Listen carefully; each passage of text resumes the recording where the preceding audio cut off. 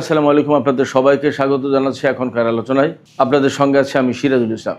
দর্শক, গতকাল সিরিয়ায় তুর্কি অবস্থানে ইসরায়েলের বিমান হামলার পর যে ফলো আপ ঘটেছে সেটা নিয়েই আমি প্রথমে আপনাদেরকে জানাই, তারপরে অন্য আলোচনায় যাব।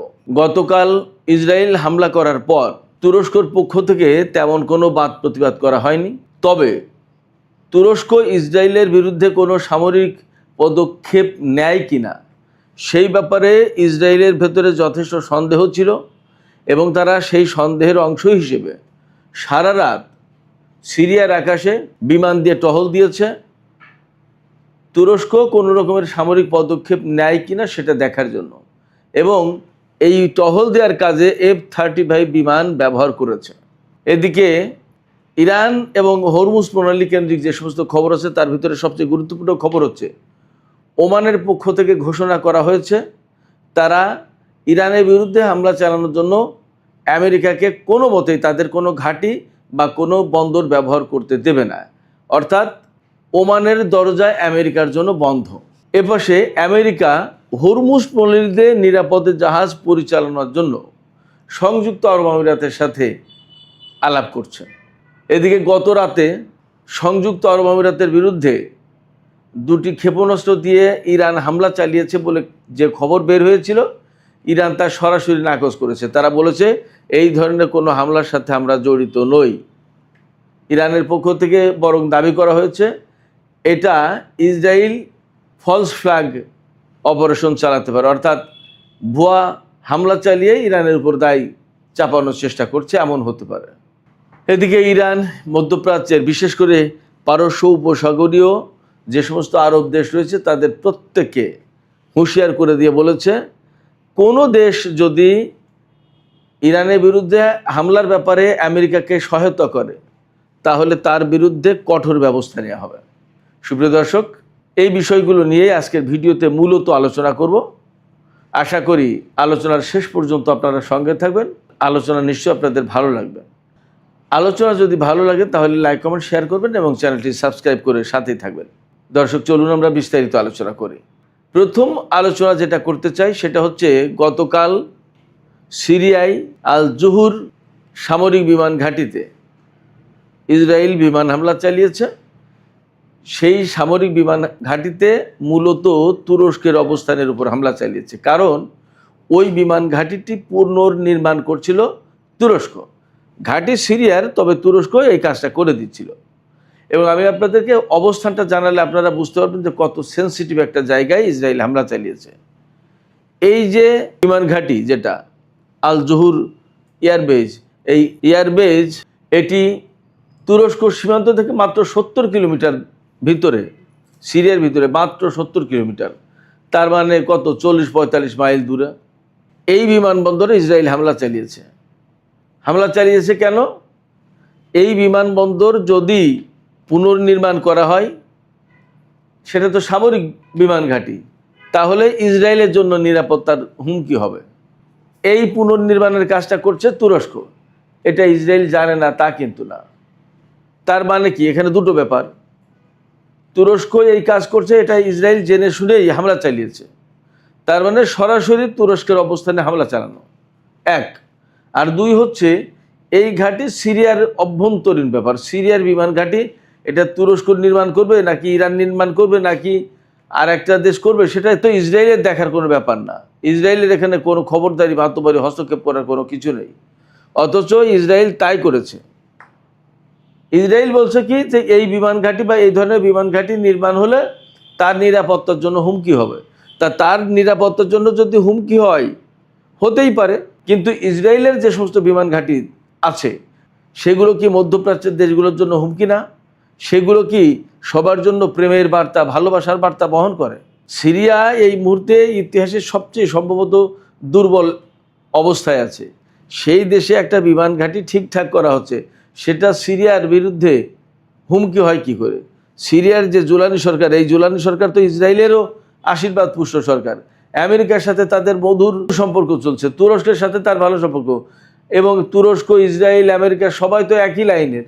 সিরিয়ার এই জুলানি সরকার ইসরায়েলের সাথে যেখানে নিরাপত্তা চুক্তি করতে যাচ্ছে সেখানে তার বিমান ঘাঁটি কী করে ইসরায়েলের জন্য নিরাপত্তার হুমকি হয়? আশ্চর্য কথা। মূলত এই হামলা চালিয়ে ইসরায়েল তুরস্ককে একটা বার্তা দিয়েছে যে সে পাকিস্তান এবং সৌদি আরবের সাথে যতই জোট করুক কোনো লাভ হবে না, ইসরায়েল কাউকে গণ্য করে না, তোয়াক্কা করে না। এটা হলো মূল মেসেজ। এখন এই জায়গায় তুরস্ক এবং অন্যরা কে কী করবে সেটা দেখার ব্যাপার। তবে আমি আপনাদেরকে বলি, বিভিন্ন মাধ্যম থেকে খবর পাওয়া যাচ্ছে তুরস্ক বলছে যে ইসরায়েল তাদের অবস্থানে হামলা চালায়নি, এটা তারা অস্বীকার করছে। তার মানে হচ্ছে আপাতত ধরে নেওয়া যায় যে এই হামলার কথা গোপন করার মধ্য দিয়ে নিজেদের মান সম্মান বাঁচাতে চাইছে, এটা হতে পারে একটা ব্যাপার। আর একটা হতে পারে যে সত্যি সত্যি যদি তুরস্ক ইসরায়েলের এই অন্যায় কাজের বিরুদ্ধে ব্যবস্থা নিতে চায়, তাহলে হয়তো আপাতত তারা কনফ্রন্টেশনে যাচ্ছে না, সময়ের অপেক্ষা করছে, হয়তো তারা একটু গুছিয়ে নিতে চায়, গুছিয়ে নিয়ে তারা হয়তো ইসরায়েলের বিরুদ্ধে ব্যবস্থা নেবে। তবে সেই সম্ভাবনা আমার কাছে মনে হচ্ছে এখনও কম। দেখা যাক আসলে তারা কি করে। তবে তুরস্কের সরকার বা জনগণ এটা নিশ্চয়ই জানে বা বোঝে যে ইসরায়েল অত্র অঞ্চলের অর্থাৎ মধ্যপ্রাচ্য অঞ্চলের কোনো দেশকেই তার বন্ধু মনে করে না এবং কোনো দেশকেই শান্তিতে নিরাপদে নিশ্চিন্তে থাকতে দেবে না। কারণ ইসরায়েল মনে করে যে তার অস্তিত্ব ছোট, তার জায়গা ছোট। বড় জায়গা, বড় সামরিক শক্তি না গড়ে তুলতে পারলে ইসরায়েল নিরাপদ অনুভব করছে না, যার কারণে সে বিভিন্ন দেশ দখলের টার্গেট পরিকল্পনা এবং উদ্যোগ থাকবে, বাস্তবায়ন করবে, এটাই স্বাভাবিক। যার কারণে ওই অঞ্চলে কোনো মুসলিম দেশকে শক্তিশালী হয়ে উঠতে দেবে না ইসরায়েল, এটা আরেকটা বাস্তবতা। দর্শক, ইসরায়েল এবং তুরস্কের এই ঘটনাকে কেন্দ্র করে যখন মধ্যপ্রাচ্যে নতুন উত্তেজনার প্রেক্ষাপট তৈরি হয়েছে, তখন কিন্তু আমরা আর একটা বিষয় দেখতে পাচ্ছি। ওমানকে আমেরিকার প্রেসিডেন্ট ডোনাল্ড ট্রাম্প বলেছিল গত পরশুদিন যে যদি হরমুজ প্রণালীতে জাহাজ চলাচলের ব্যাপারে ওমান কোনো বাধা সৃষ্টি করে, তাহলে ওমানকে একেবারে বোমা মেরে মাটির সাথে মিশিয়ে দেওয়া হবে। তারপর গত রাতে খবর এসছে যে মার্কিন পররাষ্ট্রমন্ত্রী মার্কো রুবিও এবং সংযুক্ত আরব আমিরাতের পররাষ্ট্রমন্ত্রী টেলিফোনে আলাপ করেছে হরমুজ প্রণালী দিয়ে জাহাজ নিরাপদে চলাচল করার জন্য, স্বাধীনভাবে জাহাজ চলাচল করবে এইটা নিশ্চিত করার জন্য। তার মানে ইরানের বিরুদ্ধে একটা অবস্থান। তো ইরানের বিরুদ্ধে আমেরিকার অবস্থান তো আছেই, ইরানের বিরুদ্ধে সংযুক্ত আরব আমিরাতের অবস্থানও আছে, এটাও ঠিক। তবে ভেতরে কিন্তু আরেকটু খবর ছিল, সেটি হচ্ছে কয়েকদিন আগে আমিই বলেছিলাম এবং আন্তর্জাতিক মিডিয়াতে এসেছিল যে সংযুক্ত আরব আমিরাত বিপুল পরিমাণ অর্থের বিনিময়ে ইরানের সাথে সম্পর্ক ভালো করতে চাইছে এবং ইরান যাতে সংযুক্ত আরব আমিরাতে হামলা না চালায় তার একটা ব্যবস্থা তারা করতে চাইছে এবং এই ব্যাপারে ইরান হয়তো ইতিবাচক সিগন্যাল দিয়েও ছিল। সেই জায়গায় গতকাল সংযুক্ত আরব আমিরাত দাবি করেছে যে ইরানের পক্ষ থেকে দুটি ব্যালিস্টিক মিসাইল দিয়ে হামলা চালানো হয়েছে সংযুক্ত আরব আমিরাতে।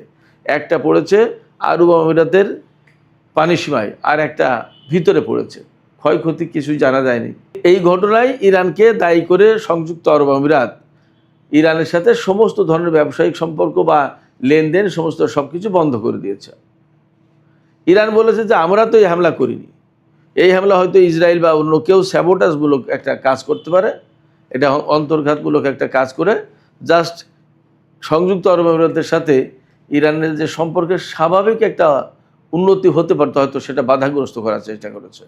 এখন এটা যদি সংযুক্ত আরব আমিরাত বোঝে তাহলে ভালো কথা, যদি না বোঝে তারা যদি এর ধারাবাহিকতায় বা এইটাকে পুঁজি করে ইরানের সাথে আবার নতুন করে শত্রুতায় যায় আর হরমুজ প্রণালী দিয়ে নিরাপদে আমেরিকার সাথে জোটবদ্ধ হয়ে জাহাজ পরিচালনার চেষ্টা করে, তাহলে বিষয়টা আবার হিতে বিপরীত হবে এবং আবার বড় ধরনের সংঘাত সংঘর্ষের পরিস্থিতি তৈরি হবে, এটা মোটামুটিভাবে বলা যায়। সেই জায়গা থেকে ইরান বলছে যে তারা এই কাজটা করেনি, বরং এটা কেউ ভুয়া হামলা করে ইরানের ঘাড়ে দোষ চাপানোর চেষ্টা করছে, এই বিষয়টা সংযুক্ত আরব আমিরাতে দেখা উচিত। পরিস্থিতি যখন এরকম এবং ইরান কিন্তু কয়েকদিন ধরে হুমকি দিয়ে আসছে, একদম হুঁশিয়ারি উচ্চারণ করছে, আমেরিকা যদি তারা কূটনৈতিক উদ্যোগে ফিরে না আসে আর যদি তারা যুদ্ধের অবসান না ঘটায়, যদি নৌ ব্লকেট তুলে না নেয়, যদি ইরানের বৈদেশিক সম্পদ ছেড়ে না দেয়, ইরানের উপর থেকে নিষেধাজ্ঞাগুলো তুলে না নেয়, তাহলে ইরান খুব দ্রুতই অফেন্সিভ ডক্ট্রিন অনুসরণ করবে। অফেন্সিভ ডক্ট্রিন মানে হচ্ছে ইরান সরাসরি আমেরিকার সাথে নতুন করে যুদ্ধের পর্যায়ে চলে যাবে এবং আগে যুদ্ধ এবং যেখানে আগে আমেরিকা হামলা চালাতো সেখানে এখন ইরান আগে আমেরিকার উপর হামলা চালাবে, এই রকমের হুঁশিয়ারি উচ্চারণ করেছে ইরান। যখন এই রকম একটা প্রেক্ষাপট চলছে, তখন সংযুক্ত আরব আমিরাতের সাথে আমেরিকার জাহাজ চলাচলের নিরাপত্তা নিয়ে আলাপ আলোচনা, এইটা নতুন করে একটা কনফ্রন্টেশন, একটা সংঘাতের সিগন্যাল দিচ্ছে। তার মানে ইরানের আপত্তি উপেক্ষা করে বা ইরানের দেখানো পথে না গিয়ে ওমান উপকূল দিয়ে যদি আমেরিকা জাহাজ পরিচালনার চেষ্টা করে, তাহলে ইরান সেখানে হামলা চালাবে। আর হামলা চালালেই আমেরিকাও ইরানের বিরুদ্ধে যুদ্ধ শুরু করবে। তাহলে দাঁড়াচ্ছে কি, নতুন করে একটা বড় রকমের যুদ্ধ শুরু হতে যাচ্ছে। এই রকম একটা প্রেক্ষাপটে ওমান বলেছে যে তাদের কোনো ঘাঁটি বন্দর দিয়ে আমেরিকাকে ইরানের বিরুদ্ধে হামলা চালাতে সহযোগিতা করা হবে না, একদম পরিষ্কার ঘোষণা। ওমান বলেছে তাদের দরজা আমেরিকার জন্য বন্ধ করে দিতে বাধ্য হয়েছে, কারণ সামান্য এদিক ওদিক হলেই মার্কিন প্রেসিডেন্ট ডোনাল্ড ট্রাম্প ওমানের উপর বোমা মেরে এই দেশটিকে একদম মাটির সাথে মিশিয়ে দেওয়ার হুমকি দেন। এটা তো অপমান। এই অপমান একটা আরব দেশ সহ্য করবে, এটা মনে হয় এখন আর সেই রকম প্রেক্ষাপট নেই। তো যেহেতু সেই রকম প্রেক্ষাপট নেই, সেই কারণে এখন ওমান এই ঘোষণা দিচ্ছে যে তারা ইরানের বিরুদ্ধে যুদ্ধের জন্য আমেরিকাকে কোনো রকমের ঘাঁটি বা বন্দর দিয়ে সাহায্য সহযোগিতা করবে না। এপাশে ইরান কিন্তু পারস্য উপসাগরীয় আরব দেশগুলোকে একদম সুস্পষ্টভাবে জানিয়ে দিয়েছে। ইরানের সামরিক বাহিনীর chief of staff major general Ali Abdollahi তিনি বলেছেন যে কোনো দেশ, পারস্য উপসাগরীয় যে সমস্ত আরব দেশ আছে তার কোনো একটা দেশ যদি ইরানের বিরুদ্ধে যুদ্ধে আমেরিকাকে হেল্প করে, তাহলে সেই দেশের বিরুদ্ধে কঠোর ব্যবস্থা নেওয়া হবে। আলী আবদুল্লাহি সুস্পষ্ট করে বলেছেন যে আরব দেশগুলো সবসময় বলে যে আমরা ইরানের বিরুদ্ধে হামলার জন্য আমেরিকাকে কোনো রকমের সহায়তা করছি না, কোনো রকমের সহায়তা করব না, অথচ ভেতরে ভেতরে তারা ঠিকই তাদের ঘাঁটি মাটি, তাদের বন্দর সমস্ত সব কিছু ব্যবহার করতে দেয়। এগুলো আমাদের নজরে আছে। শুধু তাই না, আরব দেশগুলোতে যে বিপুল পরিমাণে রিফুয়েলিং ট্যাঙ্কার বিমান মোতায়েন করা আছে, এগুলো কিসের জন্য? এগুলো কি যাত্রী বহনের জন্য?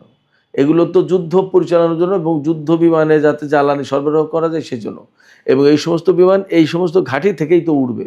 এই সমস্ত বিমান যদি আরব দেশগুলো এই সমস্ত ঘাঁটি থেকে ওড়ে, তাহলে তো আমেরিকাকে সাহায্যই করলো এই সমস্ত আরব দেশ, অথচ তারা মুখে বলছে তারা ইরানের বিরুদ্ধে কোনো সাহায্য করবে না আমেরিকাকে। এই যে দ্বিচারিতা, এই দ্বিচারিতা আমাদের নজর আছে, আমরা দেখছি, আমরা খেয়াল করছি। সময় মতো ঠিকই এর বিরুদ্ধে ব্যবস্থা নেওয়া হবে। আলী আবদুল্লাহি এই হুঁশিয়ারি দিয়েছেন। তার মানে আমার কাছে মনে হচ্ছে যে নতুন করে একটা সংঘাতের প্রেক্ষাপট তৈরি হয়ে গেল।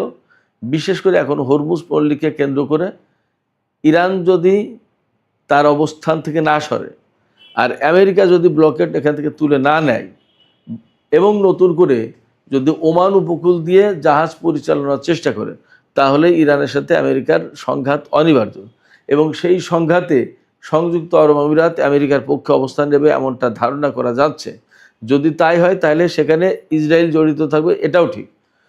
ব্যাপারটা যদি এই পর্যায়ে যায়, তাহলে এবার ইরান হয়তো একদম অল আউট যুদ্ধ শুরু করবে, সর্বাত্মক যুদ্ধ শুরু করবে।